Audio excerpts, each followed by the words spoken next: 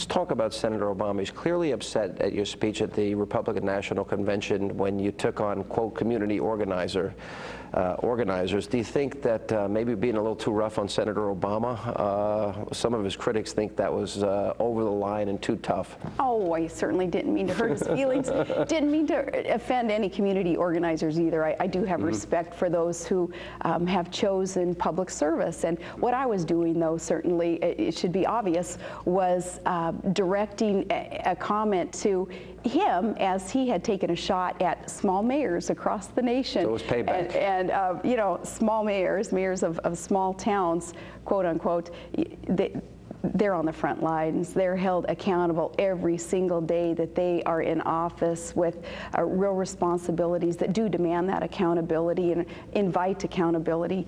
Why do you think that some prominent women's groups in America have not supported you? You've even been attacked by some of them. You know, I don't know. That's their prerogative, though. Again, this campaign is about very important issues that are not necessarily gender specific, and I believe that the ticket is the right ticket for America as we progress our agenda that's going to lift up all Americans. And certainly I would love to have their support, but I'm not going to change my positions in order to get some of these groups and some in the media to try to woo them over. Don't have time to do that. We're moving forward on a ticket of reform. Let's talk about Senator Biden, your counterpart. He's spent over 30 years in the Senate. He's been on the Foreign Relations Committee. One might even wonder if Barack Obama would want to debate him. That is going to be your task. How big of a challenge do you view the upcoming debate with Senator Biden? Senator Biden has tremendous amounts of experience. You know, I think he was first elected when I was like in second grade. He's been in there a long time. So he's got the experience. He probably has the sound bites. He has the rhetoric. You know, he knows what's expected of him. He's a great debater also. And so, you know, yeah, it's going to be quite a task in front of me. But again, the American people are concerned about the issues aforementioned already here. And the American people, they are wise and reading through a lot of the rhetoric, and they want to know what a person's worldview is. They want to know what a person's agenda is. They also want to know what the examples are that they can judge where that person will be able to lead them. You said that in the last part of your interview with, I noticed, Charles Gibson, you said that you thought that Senator Obama, he probably regrets it now in terms of not picking Senator Clinton. Why do you feel that way? I think Senator Clinton had shown a lot of determination and stick-to-itiveness in her campaigns, and I have to respect that. I don't have to agree with all that she tried to push through and parts of her agenda. In fact, I don't agree with all of it. But there are some things that Hillary Clinton did that nobody can take away from her, and that is the 18 million cracks that she put there in that highest and hardest glass ceiling in America's political scene. She was able to affect that, and I respect that. Let me ask you this. Senator Obama had talked about people in Pennsylvania while he was in San Francisco as being bitter Americans, clinging to guns and clinging to religion. Do you think that was a put down of middle class people in the country? Well, you know, I'm one of those people. So I think that we just have great respect for a candidate who would not speak about us, middle-class Americans, in one part of the country and then turn around and say something different about middle-class America in another part of the country. And let me go back to John McCain and that assurance that I can give Americans that the candidate whom I am running with, he is the same man no matter where he is, no matter who is listening. He is a man who is so proud of America and is very much in touch with middle-class Americans and wants to be hired by Americans so that he can work for them and put government on their side. And coming up, more with Governor Sarah Palin. She'll respond to the negative attacks and the rumors that she has endured since her announcement as John McCain's VP pick. And then later, the governor will tell us how she plans to handle the challenges of balancing a career and a family. All that right after the break, plus reaction from former Speaker of the House, Newt Gingrich. That's all coming up as Hannity and Combs continues straight ahead. Tomorrow, Palin's private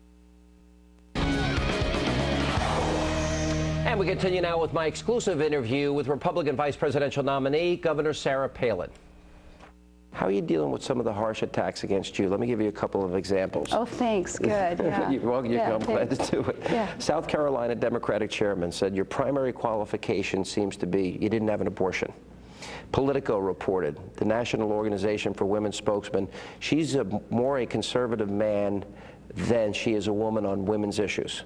Gloria Steinem, Sarah Palin shares nothing but a chromosome with Hillary Clinton. Yeah, you got me at that first one, that abortion issue. That's an appalling comment. You know, though, the shots that I'm taking, I know what the truth is, and I know what my convictions are and my foundation is, so I'm fine there. I'm fine there. But the shots that perhaps our campaign has taken, it's nothing compared to the shots that some people across America are taking today, the things that really matter. Somebody worried about losing their house because of Wall Street collapses, somebody worried about losing their job or being able to pay for their child's health care coverage, or a parent perhaps having lost a son or daughter in battle. Those are the shots that matter. I'm going to keep it all in perspective. There is, Ed Rendell said the coverage of Barack Obama in this campaign was embarrassing. Democrat. Mark Penn, Clinton pollster, he said that the media is on dangerous ground so far. They're the biggest losers in this race. Scott Rasmussen had a poll. 69% of people are convinced that reporters are trying to help the candidate they want win, and 5-1, that's Senator Obama. Do you see media bias in this campaign? I don't know, but a conservative candidate has got to know what they're getting themselves into in the world that we are in today. And you know, I knew, putting my name on the dotted line there, saying, yeah, I'm willing to serve. I knew what I was getting into, and you can't whine about it. That doesn't do any good, and you got to grow thick skin. I was telling a couple of our campaign people the other day, I said, you see this? You think this is just baby fat, right? From having Trig 4 months ago. No, it's some thick skin in there also. Let me ask you this, because there have been a number of controversies. I'll let you give a quick reaction to them, that have, as the 30 mini army of reporters and op research people of the Obama campaign, did you ban books in the Alaska Library? Did you try to ban books in the Alaska Library? No, but I got a kick out of that one also. Yeah, no banned books, no desire to ban a book. That list of banned books, though, that we saw there that included Harry Potter, which of course had not even been written or published before I was in there to be accused of banning these books. No. It's false. False. Never part of an effort to secede, have Alaska secede from the Union. No, false. Always been a Republican, not been a part of a party that has wanted to secede. Did you only want to teach creationism in school and not evolution? No. In fact, growing up in a school teacher's house with a science teacher as a dad, no, I have great respect for science being taught in our science classes and evolution to be taught in our science classes. You weren't supporting Pat Buchanan for president. You did have a button on. I did wear a button at his book signing or one of the events, because a presidential candidate coming to little old Wasilla one year, and we all showed up. It was an honor to see anyone of that stature, come to our city. All right, the bridge to nowhere. Yeah. Did you originally support it, and did you change your view on it? Because the Democrats are saying, no, she originally supported it, and she said she opposed it. Yeah. Well, I killed the bridge to nowhere, and I think I ruffled some feathers there also with our congressman who had been requesting that bridge for so many years. What we needed to do up there in Alaska was find some good transportation between the two land bodies there, and we did. We found that with an improved ferry system between Ketchikan and its airport. But the bridge to nowhere is, as I've been saying in my speeches, if it's something that Alaskans really want and support, which at this time they're not willing to support to such an extent that we'll pay for it ourselves, we'd better kill the bridge, because we know the rest of the nation's not going to pay for it.